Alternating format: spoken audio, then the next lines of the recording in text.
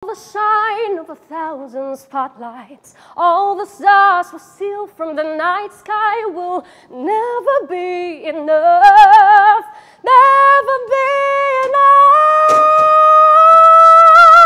for me.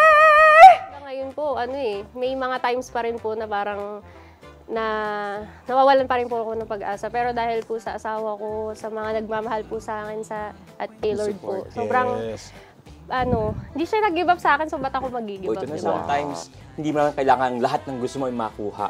No?